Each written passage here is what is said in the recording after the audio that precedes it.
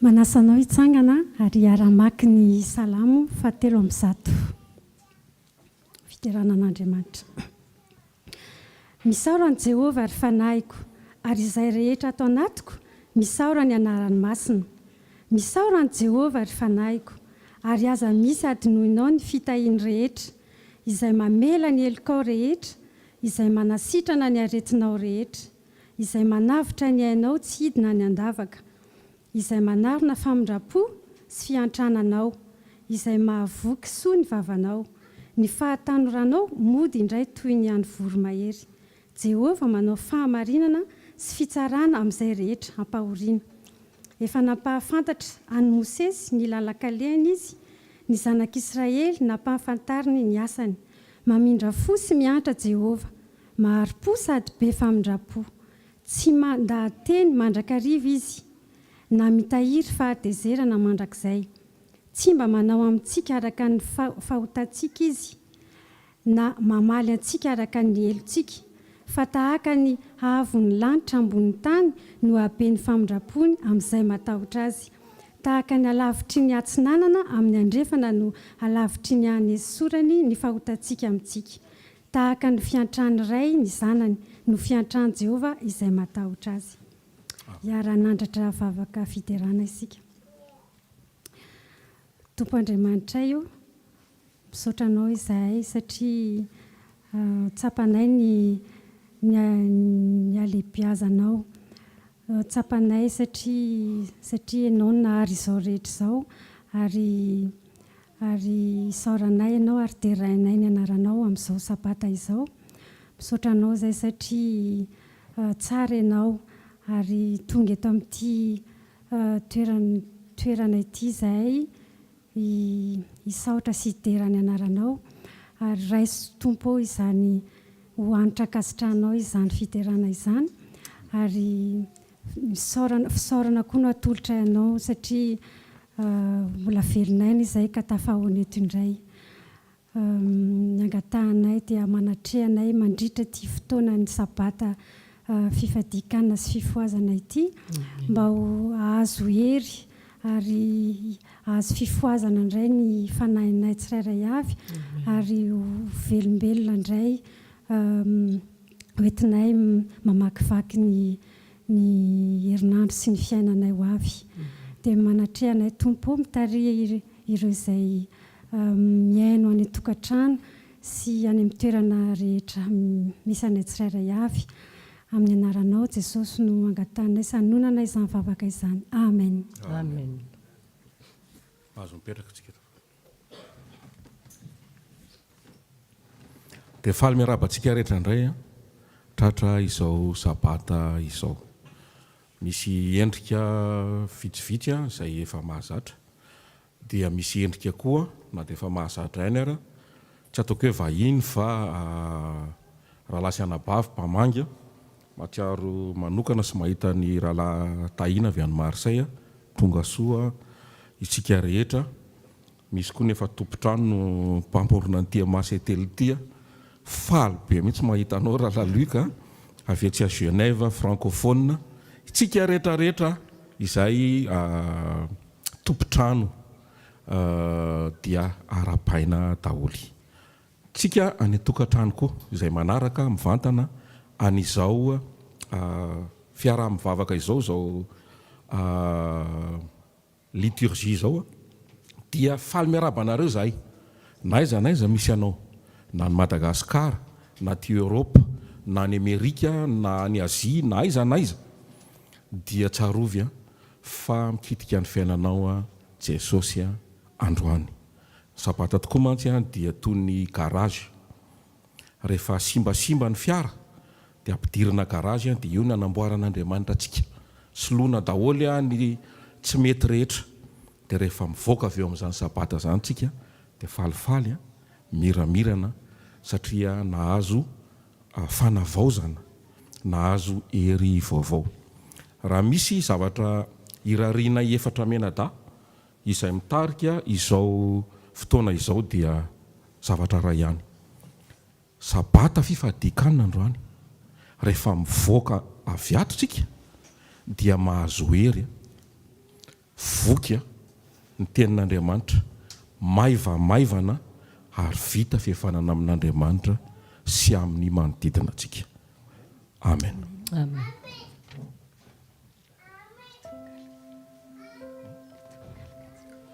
Isy tononkalo hovakiana amintsika mikasika izany sabata izany ary tononkalo entina anohizana ny fiarabana ho antsika amin'ny fomba tena miavaka no hiarabako anao tonga soa andeha isika hivavaka dera laza asandrato izao. Lahy tompo be fitiavana no aoka sandratsika andao avy havana fa zanany isika. Amin'ity sabata ity ndeha isika hitsahatra ilazao hoeo amin'ny Kristy ireo namanao amahatra. Tonga ary ny fotoana hivetesantsika hira ento ny fanatitra anoloana tsy misy pentina masira. Araraoto tokoa ny fotoana omeny anao manaova soa ary avaozy ny fomba ho tena vaovao. Ny irariko anao anio dia anana fiadanam-po Jesosy ombanao tadidio izy hiaro anao eo aloha. Amen.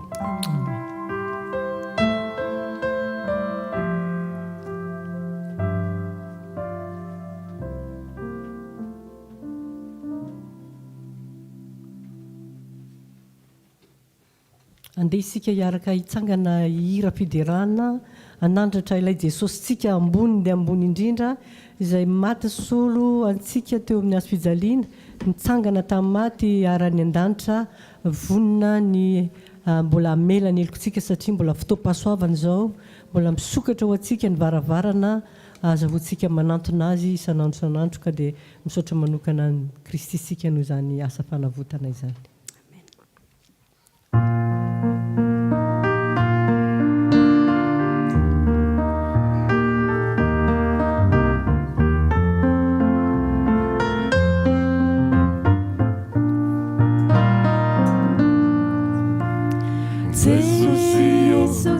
Jesus ombaye ombaye nuka zafra niudina wazafutesu emitala ewamino kamba wafau amba niudina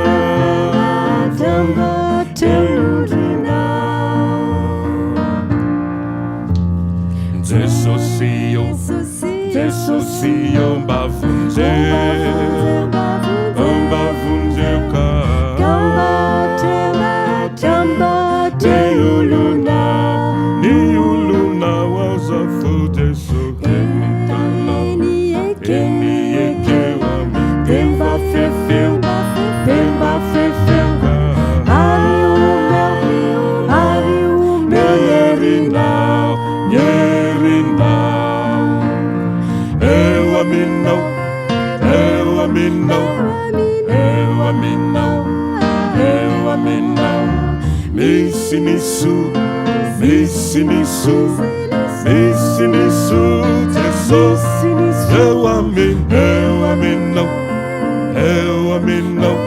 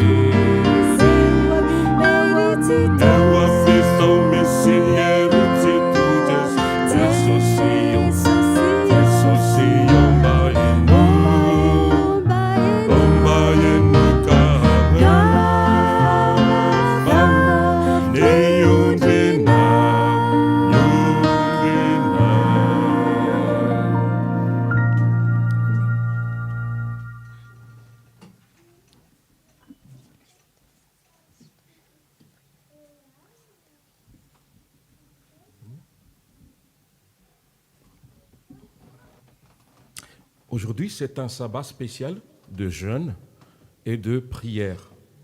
C'est un moment unique pour que Dieu puisse renouveler sa confiance en nous et que nous puissions aussi, à notre tour,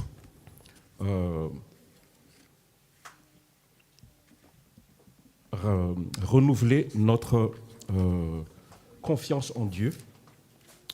Et puis, c'est entre midi et 2 que nous allons faire ce moment spécial de prière, de partage et de jeûne. Maintenant, j'invite la personne qui va lire le texte qui se trouve dans l'Hébreu 11, chapitre 11, verset 1. Et puis Jean 20, 29. Raha maky ten'Andriamanitra isika izay hita ao amin'ny Hébreu 11:1 amin'ny anaran'i Jesosy, ary ny finoana no fahatokinany amin'ny zavatra antenaina, fanehoana ny zavatra tsy hita. Ao amin'ny Jaona 2:7-20. Hoy Jesosy taminy: satria nahita ianao dia nino, sambatra kosa izay tsy nahita nefa nino. Amin'ity raha manaraka ity dia maniry mafy ao dia manasanao isaina lalina izany tononkira izany ary hivavaka ao anaty mandritra an'izany hira izany. Maniry mafy ao.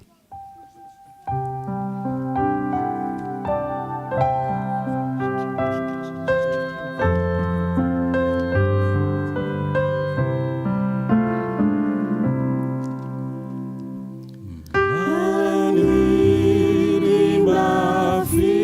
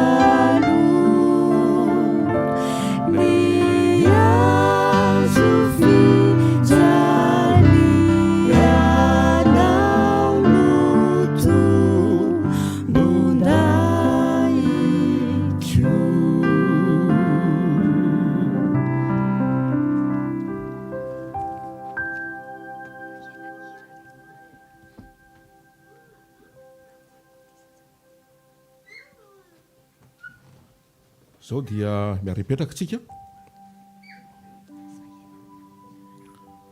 hiditra avy hatrany amin'ny tantara ho an'ny ankizy isika moment des enfants fa alohan'izay dia eo mpipetrahana ihany tsika hiaraka ilay hira hoe momba tazanao ve no safidina manokana io hira momba tazanao ve io amin'izao herinandro ny paska izao izay milaza ny fahafatesan'i Jesosy Kristy teo ambony hazo fijaliana rehefa tapitra izany dia hiditra eo amin'ny tantarany ankizy isika.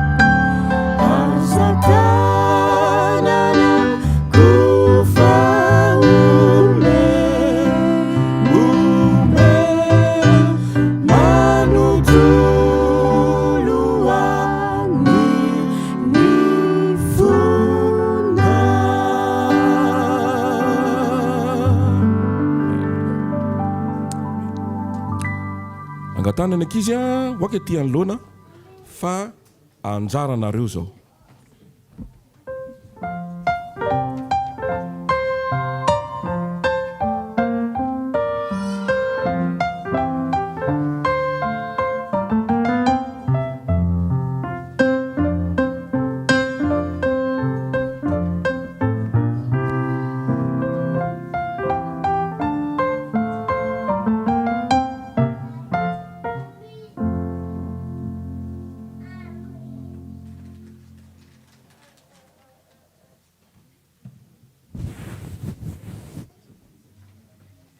Bonjour les enfants, bonjour aussi aux adultes et bonjour aussi aux jeunes. Alors, avant de commencer ma petite histoire que j'ai pour vous aujourd'hui, je vais vous poser quelques questions. Alors, est-ce qu'on peut juste faire passer le diapo? Encore? Alors, qu'est-ce que vous voyez sur la photo? Un toboggan? Oui, Stéphanie?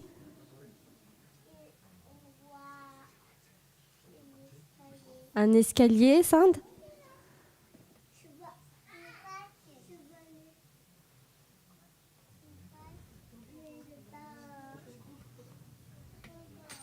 Jordan?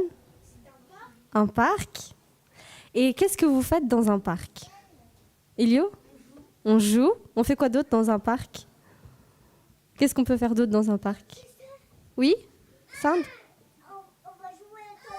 On joue au toboggan. Jordan? On peut manger notre goûter. Et vous jouez avec qui au parc?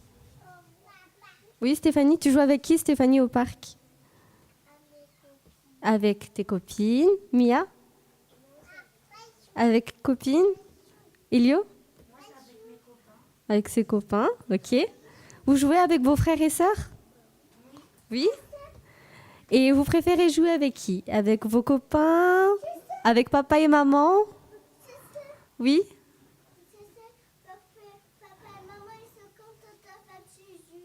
Avec papa et maman? Jordan? Moi, je préfère mieux jouer avec les copains parce que du coup, il est beaucoup plus qu'avec ses frères ou ses sœurs. Ok. Ryan? Avec les copains? Vous préférez tous jouer avec les copains que jouer avec papa et maman? Ils peuvent aussi jouer avec nous, non? Ok. Alors, l'histoire que je vais vous raconter aujourd'hui, c'est l'histoire d'un petit garçon qui s'appelle Maël. Est-ce qu'on peut juste passer le diapo? Voilà. Alors, Maël, c'est un garçon qui est très, très, très timide. C'est-à-dire que lui, quand il va au parc, il ne joue pas avec ses copains, mais il reste dans son coin parce qu'il n'ose pas demander aux autres enfants de jouer avec lui. Et qu'est-ce qu'il aime, Maël? Maël, il aime jouer, il aime dessiner avec des craies par terre. Donc, il fait plein de dessins. Il fait des dessins de ce qui lui plaît. Donc, il dessine des voitures, il fait des dessins de jolies maisons, etc. Et un jour, Maël, le problème, c'est qu'il n'avait plus de craie. Et qu'est-ce qu'il a fait? Il était tout triste. Il était déçu parce qu'il s'est dit que moi déjà je joue pas avec les enfants. Si j'ai plus de craie, qu'est-ce que je fais? Alors Maël, qu'est-ce qu'il a décidé? Il a décidé d'aller chercher des craies. Et il y a une dame qui vendait des craies juste à côté, qui le voyait déjà jouer tout seul. Et la dame elle lui dit: tiens Maël, je te donne ce paquet de craies, tu verras, il y a plein de couleurs à l'intérieur. Et fais-en bon usage. Tu verras, tout va bien se passer, ne sois pas triste. Donc Maël, tout content, il revient et il commence à dessiner. Et là, qu'est-ce qu'il fait? Il commence à dessiner une marelle.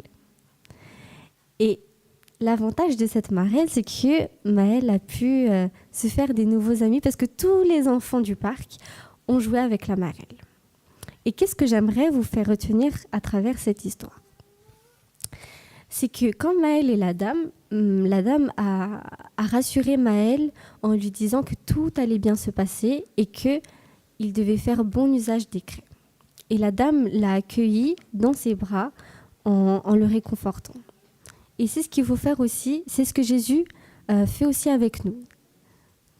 Jésus, il nous accueille dans ses bras quand on est triste, quand on est content, et il nous rassure à chaque instant. Et il faut savoir que dans les bras de Jésus, tout va bien et il nous prépare de bonnes choses. Voilà l'histoire que je voulais vous raconter aujourd'hui. Merci beaucoup de m'avoir écouté et passez un très bon sabbat.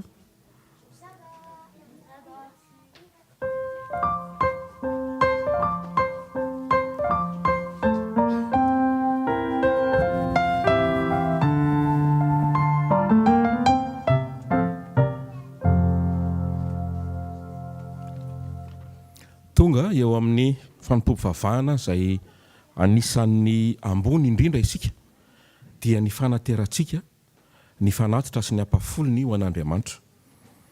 Satria iarahantsika malala ny teny ao amin'ny Baiboly ilay manao entinareo afaka miara miteny amiko an'izy io ve ianareo entinareo ny fafolo-karena sy ny fanatitra ho ao an-tranoko mba hasikanina ao an-tranoko ary izaho toetra amin'izany raha tsy sokafako nindra ny varavaran'ny lanitra ka androtsahako fitahiana manana ambiampy ho anareo. Mandritra izany fanatitra izany dia andreny feokira isika ilay ao amin'ny Gemme 514 un si grand miracle. Mangataka ny diakona mba androso eny ampitoerana hitaty ny fanatitra sy ny ampafolony.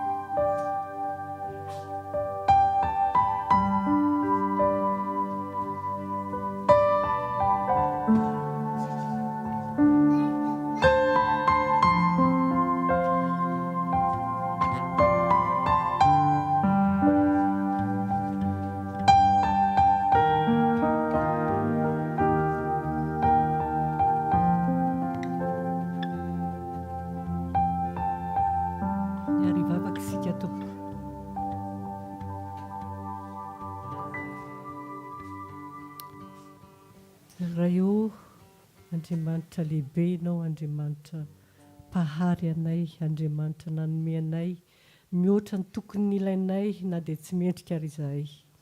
Tompo manantona anao izay amin'ity maraina ity, mifona ary mivalo aminao fa betsaka ny mety vitanay tsy mifanaraka tamin'ny sitraponao. Koa dia tafio anay Tompo ny lambam-pahamarinanao. Mamelany elokay ary diovy izahay mba afaka handray anao amin'ny fahafenony androany. Ary reto fanatitra izay atolotra anao reto Tompo dia sombiny ihany amin'ny nomenao anay. Ampio izay mba hatoky anao amin'ny kely indrindra, mba azahoanay hatoky anao amin'ny lehibe indrindra. Betsaka ny nomenao anay ny fotoana, nomenao anay ny arena, nomenao anay ny fianakaviana, ny fiangonana, nomenao anay ny asa, nomenao anay Tompo izay zavatra rehetra nangatanay taminao ary misy mbola miandry kely valiny avy aminao ka dia isaoranay sahady ianao no ny fitiavanao anay. Dia engany Tompo ianao anisoanay mandritra sabata ity ka ny fanahinao masina no hiaraka aminay ary hanaraka anay mba azahoanay mandray anao fahafenony tokoa androany. Ny fanoloran-tenanay rehetra, ny fotoana tokanay anao androany amin'izao fivadikanana izao dia engany mba tsy ho verivery foana fa hatsapanay fa tsisy azonay anterana eto amin'ity tany ity fa eo aminao ihany Tompo no azonay hiantsapazana. Koa dia raiso izay Tompo, raiso ny fanatitray, raiso ny tenanay manontolo, ny fisainanay, ny feonay, ny fideranay, ny ataonay rehetra dia engany hoe voninahitry naranao. amin'ny anaran'i Jesosy Kristy no angatana izany. Amen.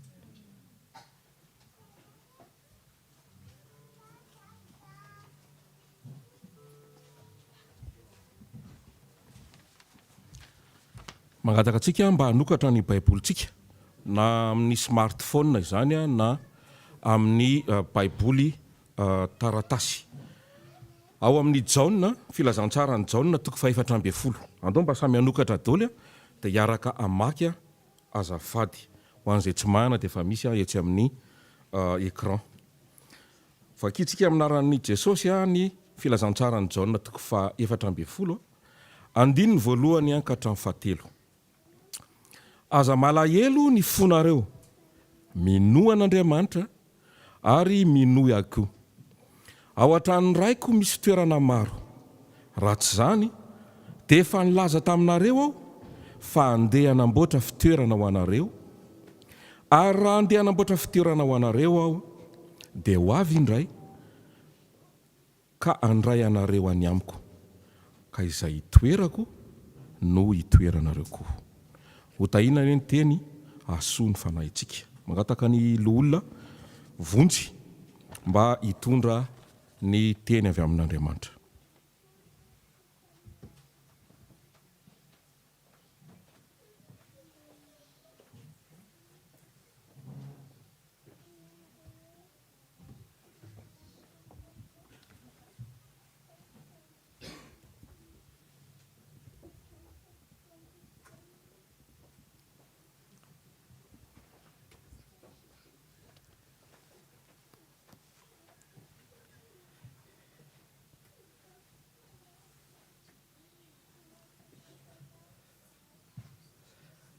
Manofa hofantanana antsika tratr'izao sabatan'ny Paska izao, ary faly miarahaba antsika ihany koa any amin'ny toerana rehetra izay misy antsika. Faly tokoa amin'izao sabata izao satria sabata izay hanovozantsika hery amin'Andriamanitra sy handraisantsika fampaherezana. Mahafinaritra mahita ny ankizy madinika izay vory eto ankehitriny, mahita ny tanora, mahita ihany koa ny lehibe izay tafaraka, ary ihany koa mahita ireo izay manaraka izao fandaharana izao fampaherezana izao amin'ny alalan'ny internet izany. Faly tokoa androany dia nanana tombontsoa manokana isika. Manana tombontsoa manokana isika amin'ny ity lohateny izay eto ity hoe Kristy ilay hany fanantenana ho antsika. Kristy ilay hany fanantenana ho antsika. Misy namako izay vao kely tamin'izany dia izy efa somary lehibebe dia ny zavatra voatsikaritro tamin'izany satria mbola kely mihitsy dia ity namana ity rehefa nindaosy ny fahafatesana ny tovavy izay namany be, dia ny zavatra tao an-tsainy dia hoe zaho koa andeha hanaraka azy. Zay zany no fanantenana tao amin'ity namako ity. Ary tsy naharitrela izany, fa rehefa nanao tentativa na famonotena indray indroa izy dia ny fahatelony dia tena lasa tokoa izy. Ny toetra naharitra tao aminy izay fanantenana izay hoe raha maty tokoa dia iaona amin'ny namako izay nafinaritra iny. Misy fandraisana anankiray hoe ahoana no andraisan'ny olona tsirairay avy ny hoe fanantenana. I Petera dia milaza fa Jesosy izy no fanantenana velona. Any amin'ny Petera toko 1:7 misy an'izany. Ary Timoty koa dia miteny fa ozy izy hoe Kristy no fanantenantsika. Mazava fa tena zava-misy marina ny fanantenana kristianina. Ary itsika izao dia lazaina hoe mpiray fanantenana. Mahafinaritra zany. Very fantatrareo very Landry. Reny ange mpiray fanantenana aminay e. Mitovy fanantenana.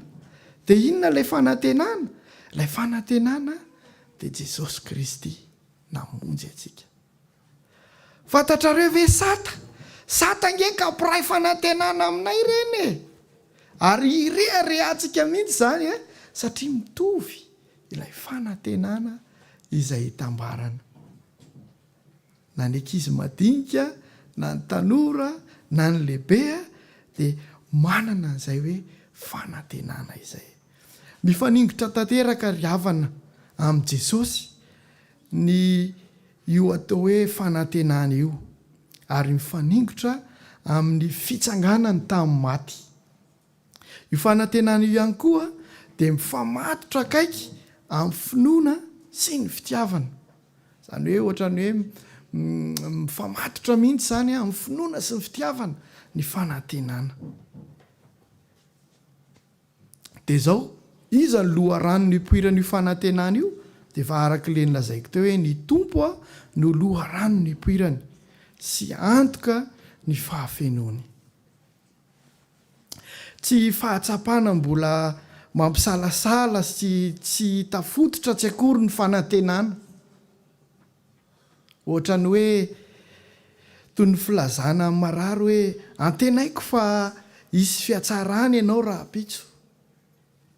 Tsy ohatr'izay io fanantenana io, fa ny fanantenana io dia fiandrasana amin'ny mpahazahoana antoka tanteraka sy amin'ny mpahatoniana an'izay nampanantenan'Andriamanitra. Hitantsika amin'izany ary fa ity fanantenana ity zany dia tena ohatrany hoe azonao antoka tanteraka zato isan-jato fa ho any amin'i Jesosy isika, ho any amin'ny fiainana mandrakizay. Ary tsisy tsony ny zavatra hoe tokony hanakatsakana, tahaka ny hoe olona marary araka ny resahako teo hoe ohatrany hoe milaza fotsiny ianao antenaiko fa hisy fiatsarany ianao rapitso. Tsy tena azo antoka izay. Fa ity fanantenana izay eo amin'i Jesosy ity dia tena azo antoka sy azontsika hametrahana ny fotsika.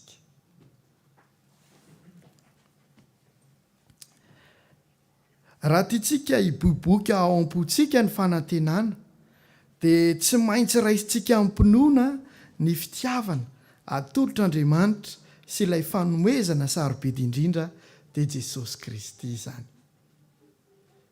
Jerentsika nge ny zavatra nomen'Andriamanitra dia ny sarobidy indrindra teo aminy dia Jesosy Kristy zany. Ary i Jesosy Kristy dia nanaiky ho natao an'izay nisolo-vaiky ny akalana izay, maty teo amin'ny hazo fijaliana mba ho avitra ho an'ireo rehetra, ho antsika izay atao hoe nanatsiny, ho antsika izay hoe fenotsiny nefa dia olona tsy nanatsiny izy no nisolo-vaiky ny akalana ho antsika. Lalina dia lalina izany ry havana, lalina dia lalina izany. Fa ny tena zavatra tsara ho raisina zany dia izao hoe manana fanantenana. Ny zavatra tena tsara ho tazomina dia ny fitazomanao ny fanantenanao, ny fikifiranao amin'izay fanantenanao izay. Ka ninona zavatra miseho manoloana izay afafin'ny Satana, izay zavatra mitranga ankehitriny, dia inona zavatra tenentsika? Izay manana fanantenana. Izay manana fanantenana fa hamonjy anay ilay olona izay mahavonjy anay dia Jesosy Kristy zany. Eto ry havana dia indraindray ny olombelona manankina ny fanantenany amin'ny zavatra, ohatra amin'ny vola, amin'ny harena, amin'ny trano, amin'ny zavatra. Fa eto dia tsy izay ilay fanantenana hoe andeha hanankina n'izany eny amin'ny zavatra, fa porofo mivaingana manankina ny fanantenantsika amin'i Jesosy. ary tena zava-dehibea izany fanakinana izany. Indraindray ntsika variana dia ny asa aloha kanefa rehefa manana fanantenana tsika mitombo ny fitiavana tahiny Jesosy sika mandeha ho azy ny asa sa tsy zany?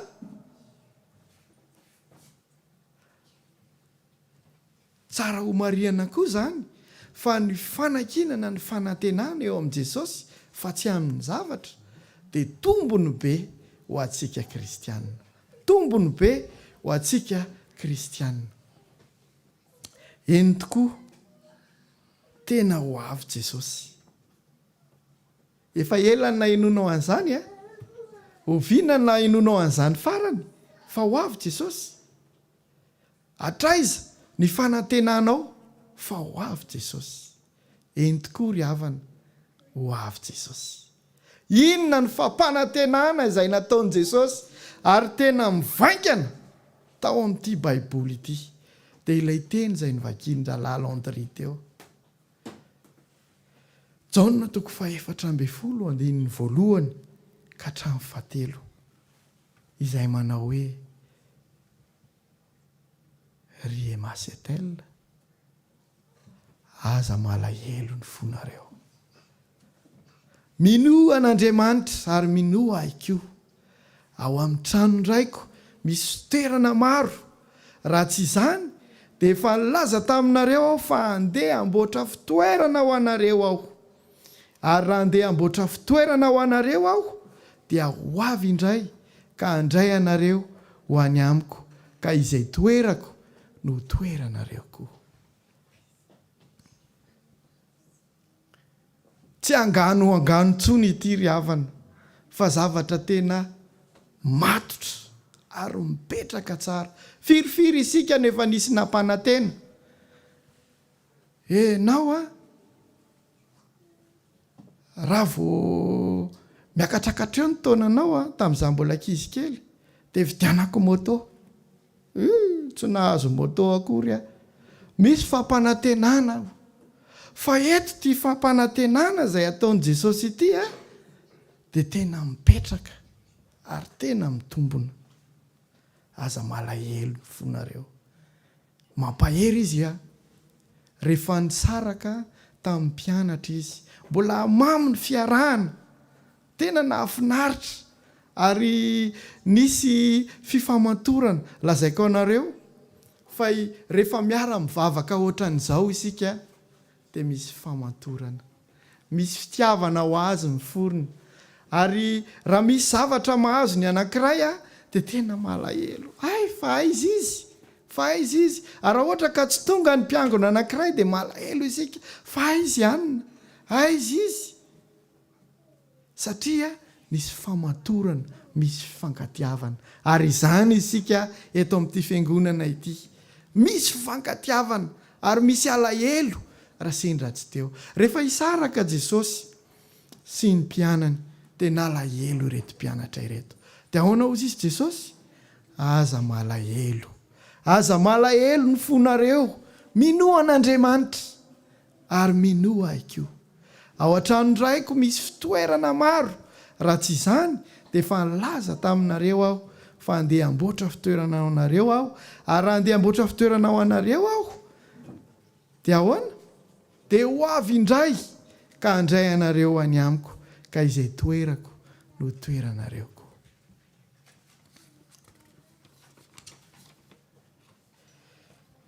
Efa hatrany amin'ny testamenta taloha no nisongadina fa olona anankiray no nifantohany fanantenan'ny mpino.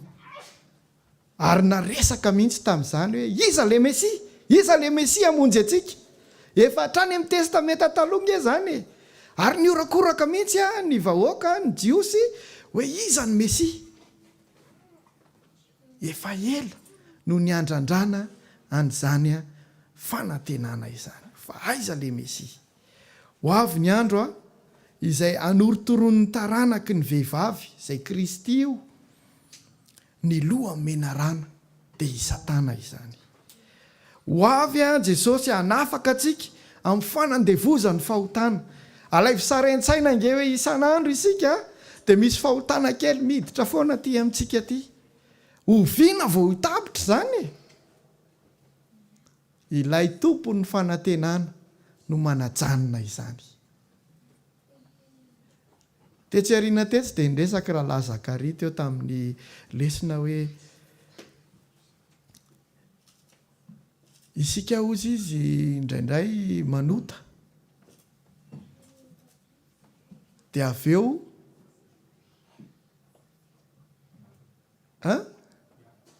dia avy eo miafina. Fantatritsika zany fa nanota isika. Fantatritsika fa nanota isika. Ry havana, ao anatin'izay fanandevozany fahotana zay dia ho avy Jesosy ampitsahatra an'izany. Ho avy Jesosy anajanona izany ka tsy angitikitika anao tsony Satana. Ikitikitika anao hoe ry indray misy fakapana vaovao, ry indray misy fakapana vaovao.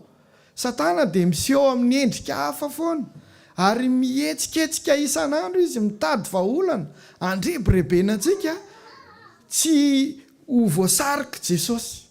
Andrebirebena amin'izao fotoana izao mipasika dia efa ahodiny indray any amin'ny chocolat, lapin, laklosy kely, atody ary adino izany ankehitriny hoe inona indray izany ny pasika. Adino ange izany tsy fantatra tsony. Jesosy anefa maty ho antsika mba hanajanona an'izany fahoriana, fijaliana, fanaintainana, fangiry firiana re zavatra rehetra maro izay iainantsika ankehitriny. Misy karazany maro ny fanantenana izay iainantsika kristianina. Misy lafiny maromaro izy ireo izay lafiny fanantenana kristianina. Ao anatin'izany dia misy ny atao hoe fanantenana ny fahasoavana. Misy ihany koa ny atao hoe fanantenana ny fitsanganana amin'ny maty. Misy koa ny fanantenana voninahitra. Ary misy ny fanantenana izay fanafahana. Andeha ho jerentsika tsirairay ireo hoe inona avy izany fanantenana izay iainantsika kristianina izany. Tena miaina an'izany ve isika? Tena miaina izany fanantenana izany ve isika? Ao amin'ny Petera voalohany toko voalohany 1:17 izay mivaky toy izao. Petera voalohany toko voalohany 1:17 izay mivaky hoe koa amin'izany sikiny ny sainareo dia mahonona tena ka antenao tsara ny fahasoavana izay hoentina ho aminareo amin'ny fisehoan'i Jesosy Kristy. Eto dia fanantenana ny fahasoavana. Mampatsiahy ny tombontsoa manokana omen'Andriamanitra antsika, ny fitiavany atolony antsika. Na tsy mendrika izany aza isika dia io ilay teny hoe fahasoavana, grâce. Na tsy mendrika an'izany fahasoavana izany aza isika dia omen'Andriamanitra n'izany fahasoavana izany. Ary izay ilay fanantenana fahasoavana. Voalohany indrindra zany dia izao, isika kristianina dia miaina ao anatin'izay hoe fanantenana fahasoavana izany. Koa amin'izany sikiny ny sainareo. Mahonona tena. Inona ny tiany horesahana amin'ilay hoe mahonona tena eto? Ny tiany horesahana amin'izay hoe mahonona tena izay dia hoe mitady ny sahaza. Mitady ny sahaza. Izany hoe mionona amin'izay omen'Andriamanitra. Mitady ny sahaza. Fantatritsika tsara fa inona ny fandalovana ny eto amin'ity izao tontolo izao ity. Mpivahiny sy vahiny isika. Mahatra indrindra ianareo izy raha eto amin'ity tany ity, eto amin'ity izao tontolo izao ity no ametrahanareo ny fonareo. Ka andeha hanao fitadiavana asa, andeha hamon'olona mihitsy mba hahazahoana vola, nanao zavatra izay tsy ao anatin'izay hoe mahonona tena izay. Eto dia mazava ny tenin'Andriamanitra fa izay ilay fanantenana amin'ny fahasoavana, mahonona tena. dia inona ihany koa zy izy ka antenao tsara ny fahasoavana izay hoentina ho anareo amin'ny fisehoan'i Jesosy Kristy. Ilay fanantenana fahasoavana zany dia izao hoe fahazahoana antoka tsy omba mpanahiana na fisalasalana fa tena miaraka sy miaina ao anatin'izay hoe fahasoavana izay isika. Rehefa tena resy lahatra isika, conscientsika fa miaina ao anatin'izay grasy izay nomen'Andriamanitra izay, dia mandeha ho azy ny sisa rehetra. Ary mahafinaritra raha isika kristianina no manana izany fanantenana fahasoavana izany. Faharoa, fanantenana ny amin'ny fitsanganana amin'ny maty. Io dia anisan'ny fanantenana izay fototra iorenan'ny kristianina, fototra lehibe izay iorenan'ny fanantenantsika kristianina dia ny fitsanganana amin'ny maty. Asan'ny Apôstôly 7:2. Asan'ny Apôstôly 7:2.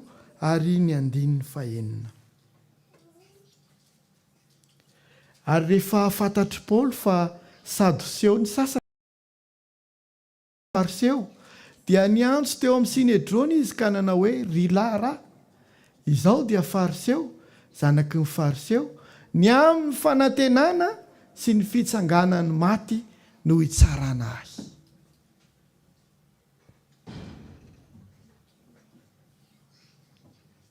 Ny amin'izay ozy izy no hitsarana ahy.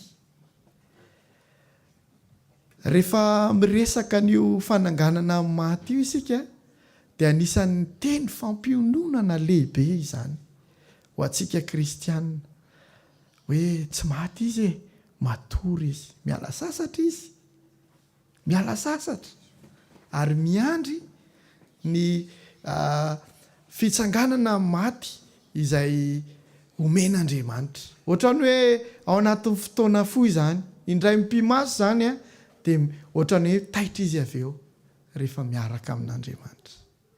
Ary izay no zavatra misy, izay no fototry ny fanantenantsika.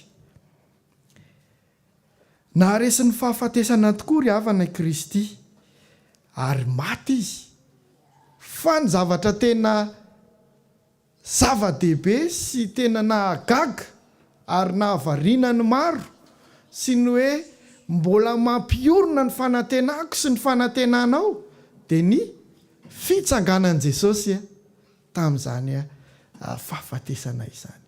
Nitsangana izy. Iza nefa henitsika hoe nitsangana? Tatandraza ve? Sa iza? I Jesosy aloha hatramin'izao no mbola henoko ary mbola fantatro fa nitsangana tamin'ny maty. Naharesy an'izany fahafatesana izany. Ary izy ihany koa no manana drafitra izay amonjena ireo hava malalatsika izay nodimandry, izay nandao antsika vetivety, fa kosa hiaona amintsika indray rehefa ho avy Jesosy.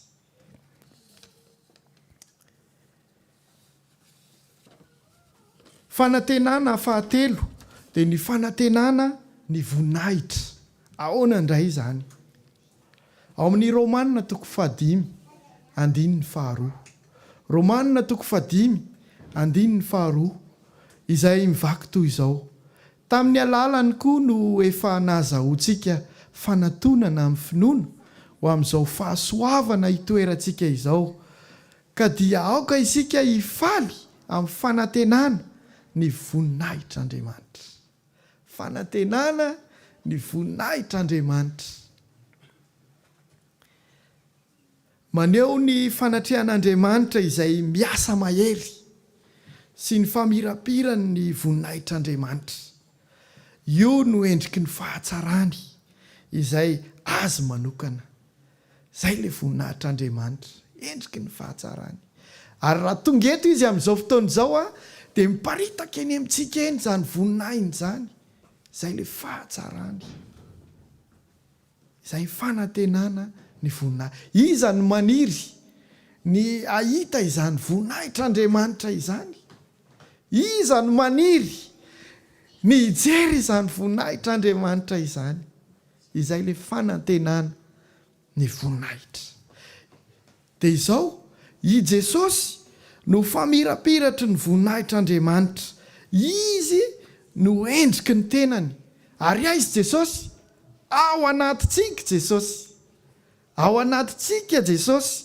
Izay fanantenana ny voninahitra. Apiditra ny fiangonana eo amin'ny fanatrehan'Andriamanitra izy amin'ny fotoana iverenany mba ho hita ny fiangonana ny voninahitr'Andriamanitra izay atao hita maso amin'ny alalan'i Jesosy. Azontsika sary an-tsaina ve ry havana izany zavatra iseho izany? Azontsika sary an-tsaina ve ny hoe ahita ny voninahitr'Andriamanitra izany? Mba fantatritsika moa ny fiadiana voninahitra eto amin'ity tany ity. Raha misy faute kely fotsiny ataon'ireny protocole ireny, na misy zavatra kely tsy mety, inona ny zavatra mitranga? Manala baraka mihitsy ianao. Andriamanitra nefa dia ampiseho antsika ny voninahiny izy. Ary ho asehony antsika izany voninahitr'Andriamanitra izany. Ny fanantenana farany faefatra izay ho resahako amintsika dia ny fanantenana ny fanafana ny voary manontolo. Ahoana indray izany? Fanantenana ny fanafana ny voary manontolo. Romanina 9:1-20. Romanina 9:1 ary ny 2:1. Fanantenana koa fa izao zavatra ary rehetra izao dia ho fitsorana ny fanandevozana dia ny fahalovana izany. Tadiditsika tsara fa rehefa tafiditra ny fahotana dia lasa naninona ny liona? Lasa nanaikitra. Nefa dia faran'izay mahafinaritra izany. Ary lasa naniritsiro ny voninkazo. Ary tsy izany ihany fa ilay fanandevozana dia ny fahotana izay amintsika olombelona aninona koa izany? Ho afaka. Ho afaka izany zavatra rehetra izay menjady na amin'ny voary manontolo. Betsaka ny zavatra izay mitambesatra, ny fahotana izay mitambesatra amintsika. Fa ny fanantenana, ny fanafana dia anisan'ny zava-dehibe ihany koa ho antsika kristianina. Fanantenana, ny fanafana. Jereo tsara ny manjoa ireny olona izay any am-pikadrana ireny. Inona ny zavatra ao an-tsainy? Amin'ny oviana no afaka ato. Amin'ny oviana no afaka ny fatorako. Ary isika ihany koa dia tokony hanana an'izay fanantenana izay amin'ny oviana no afaka madiodio ny fahotako. Amin'ny oviana no afaka madiodio ny fahotako. Ary raha nanana trosa ianao dia hoy ianao hoe amin'ny oviana vao afaka ny trosako. Amin'ny oviana ry havana ohatrinona ny trosanao? Fa nalohany Jesosy teo amin'ny hazo fijaliana izany. Nalohany Jesosy nefainy ary tena en espèce teo amin'ny hazo fijaliana izany. Zava-dehibe loatra, zava-dehibe loatra izany. Ry havana, fanantenana efatra no tokony ao amintsika kristianina izay miaina amin'izao vanim-potoana farany izao. Ny fanantenana voalohany dia ny fanantenana, inona izy teo? Fanantenana ny fahasoavana. Fanantenana faharoa dia ny fanantenana ny fitsanganana amin'ny maty. Fanantenana fahatelo, fanantenana ny voninahitra. Ary ny fanantenana fahaefatra dia fanantenana ny fanafahana. Fanantenana ny fanafahana.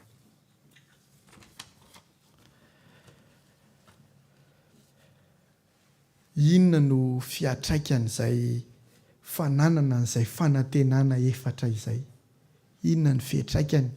mivantana eo amintsika. Inona ny fiatraikan'izay vantana ty amiko? Mety alaim-panahy hevitra isika raha tsy manadiady hoe hiaina ampiononina hiandro fotsiny fiverenan'ny tompo mba natateraka ny faniriny.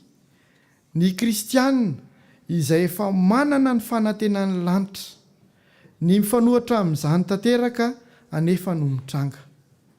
Dia izao manova ny fiainantsika ny fanantenana. Marina ve zany? Manova ny fiainantsika ve ny fananantsika an'izay fanantenana izay? Manetsika ny mombantsika manontolo ve? Ary manova ny rafitry ny soatoavintsika?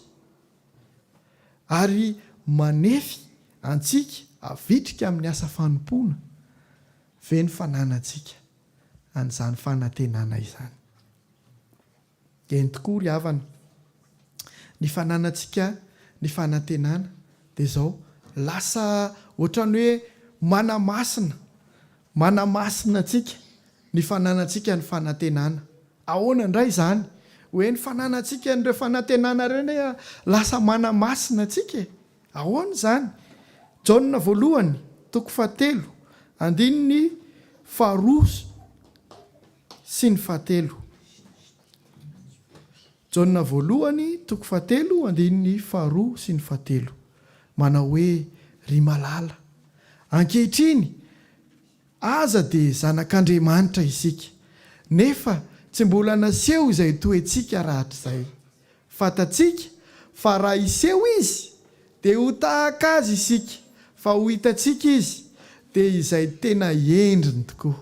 Ary izay rehetra manana izany fanantenana miorina amin'izany dia manadio ny tenany mba hadio tahaka azy. Amen. Ay ve zany? Ka izay manana izany fanantenana izany dia lasa manadio ny tenany, izay le hoe manamasina. Lasa manadio ny tenantsika isika rehefa manana izay fanantenana miorina izay. Mahafinaritra izany. Ny fanantenana ihany koa, ny fananantsika ny fanantenana, izany hoe ny fanantenana iainana dia lasa fijoroana ho vavolombelona. Ahoana indray izany? Rehefa manana an'ilay fanantenana isika dia lasa mijoro vavolombelona ho azy. Petera voalohany 7 andininy 15. Petera voalohany 7 andininy 15. Izay mivaky toy izao: fa manamasina ny Kristy ho tompo ao am-ponareo, ary aoka ho vonona mandrakariva ianareo amaly izay manontany anareo ny amin'ny antony fanantenana izay aiza ao anatinareo, nefa amin'ny fahalemem-panahy sy ny fanajana izany.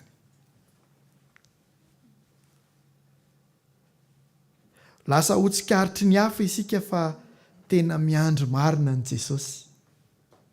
Tazany ny hafa, hoay, iny rahalahy iny dia manana fanantenana ny amin'ny fiandrasana ny Jesosy Kristy.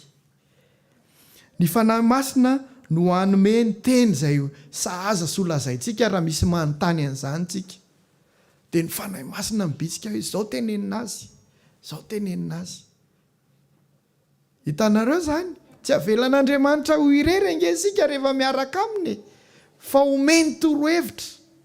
Ary raha sendra misy izay miteny antsika dia ny fanahy masina no mibitsika antsika hoe izao lazaina azy.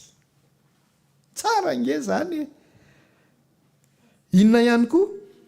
Ary amin'ny fotoana tokony ilazana izany, araka ny habean'ny ao am-po no itenenan'ny vava.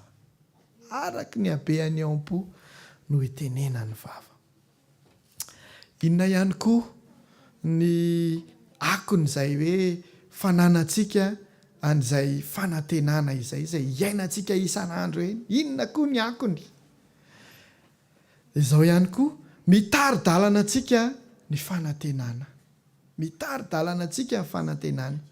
Ary iza no fantatritsika amin'izay mitari-dalana izay? Jesosy Kristy ilay fitarik'andro, izay ohatra lehibe nitarika.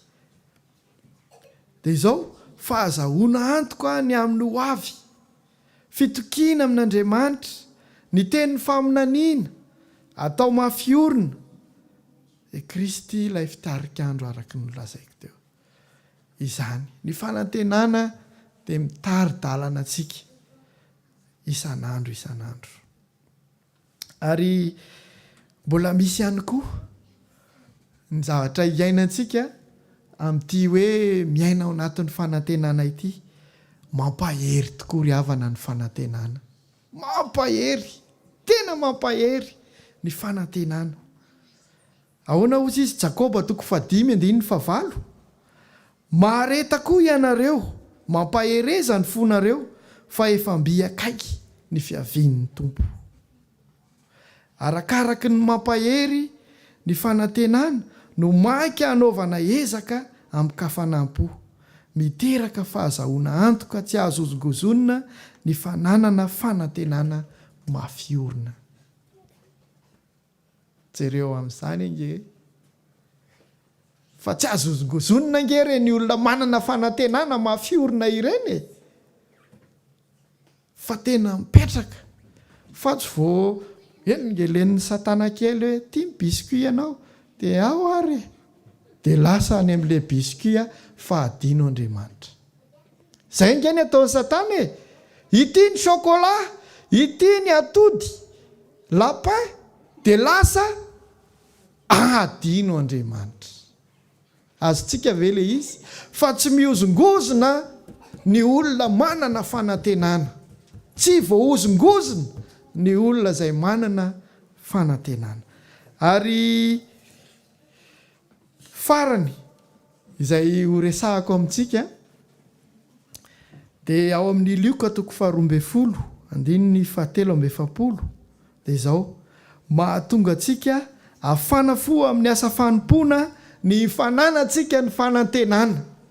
Mahatonga antsika hafana fo amin'ny asa fanompoana ny fananantsika fanantenana. Ave zany ireo teknisianina izay hita mikarakara isan'andro, ireo diakona izay hita mikarakara isan'andro, ireo mpiandraikitra ny liturgie ny rehetrarehetra, isika rehetra izay manao ny asa fanompoana.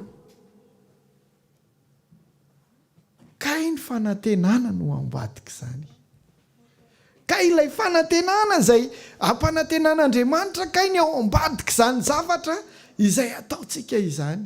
Ianao izay mihira ho an'Andriamanitra midera amin'ny fonao io, kay ny fanantenana kay no ao ambadika izany zavatra izany. Ary hoy ny tenin'Andriamanitra ao amin'ny Lioka 12:7 izay manao hoe: sambatra ny mpanompo izay ho hitan'ny tompony fa indreo manao toy izany raha avy izy.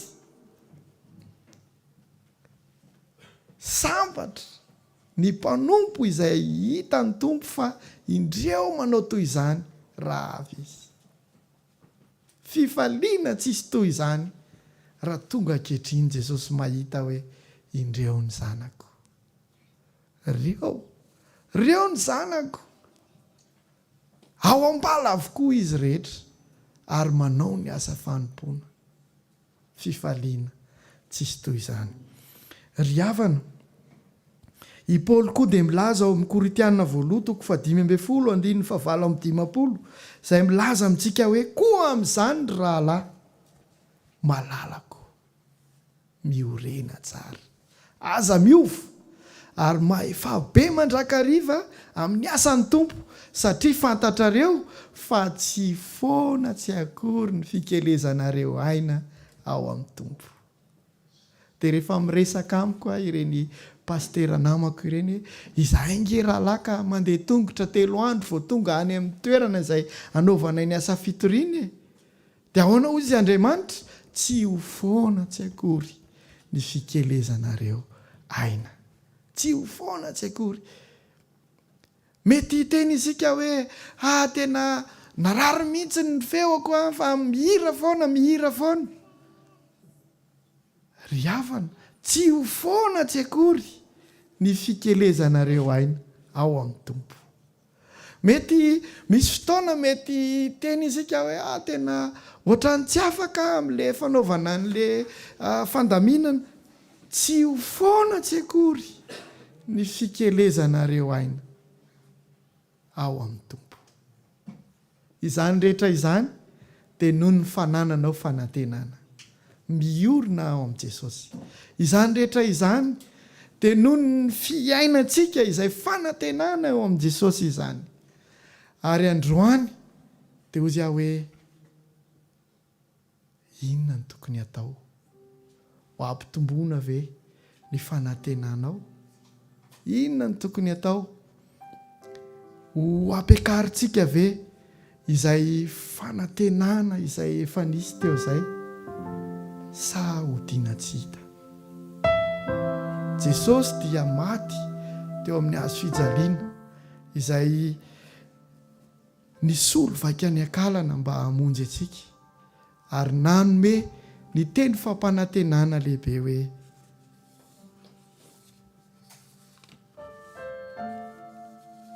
laza toy izao Jaona 4:4 ary ny 9 fa 1 sy 7 izay manao hoe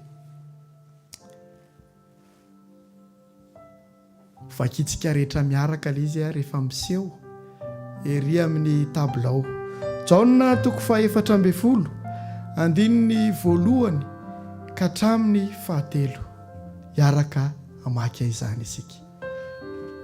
Aza malahelo ny fonareo, minoa an'Andriamanitra ary minoa ahy koa. Ao an-trano raiko misy fitoerana maro, raha tsy izany dia efa nilaza taminareo aho, fa andeha aho amboatra fitoerana ho anareo aho. Ary raha andeha amboatra fitoerana ho anareo aho dia ho avy indray ka andray anareo any amiko, ka izay toerako no toeranareo. Ry havana, misy teny fampanantenana ve mavesa-danja noho izany? Mahita ve ianao hoe nisy olona izay afaka nanome anao fampanantenana mavesa-danja noho izany? Ity fampanantenana izay nomen'Andriamanitra ity dia tena sarobidy, dia tena sarobidy. Nanome azy ny sarobidy indrindra izay tao amin'ny Andriamanitra dia Jesosy Kristy. Ny antso amintsika androany izao hoe inona ny sarobidy indrindra izay azontsika omena ho an'i Jesosy ihany koa.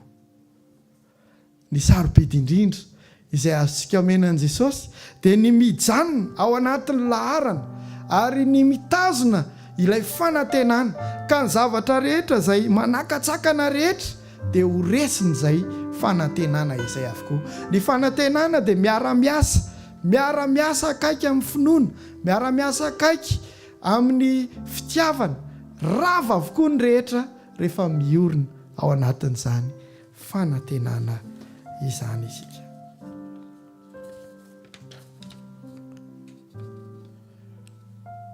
Aiza ho aiza ny fanantenanao? Aiza ho aiza ny fanantenanao? Misy teny anankiray ity ho famaranana izany ao amin'ny Galatiana 4:4. Galatiana 4:4 izay milaza toy izao hoe fa sanatria raha mba misy ataoko rehare afa-tsy ny hazo fijalian'i Kristy, izay nahavoaombo izao tontolo izao tamin'ny hazo fijaliana, raha ny amiko ary raha izao kosa raha ny amin'izao tontolo izao. Tazomo ilay reharehantsika dia ny fananantsika an'i Jesosy Kristy. Tazomy izay hazo fijaliana izay nisolo vaiky ny ankalana mba hamonjy ahy sy hamonjy ianao. Ray malalo,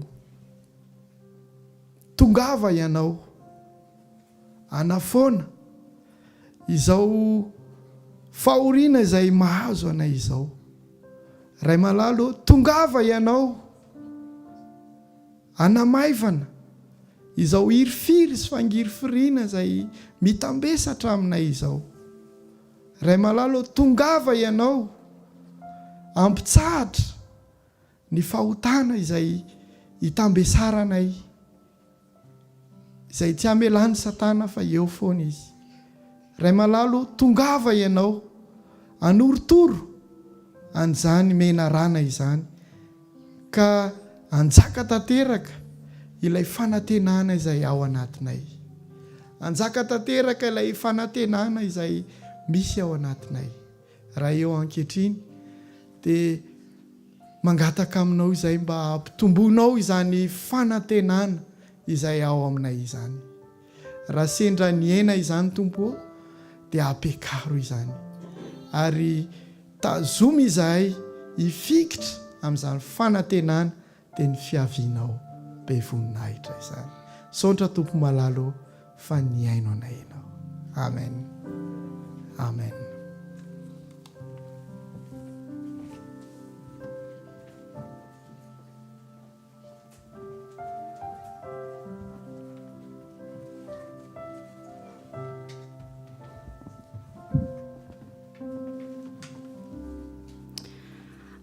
Alohan'ny tsodrany farany dia hiaritsangantsika hiarahira ilay engany ekaombanao Jesosy, andiny voalohany sy fahaeniny.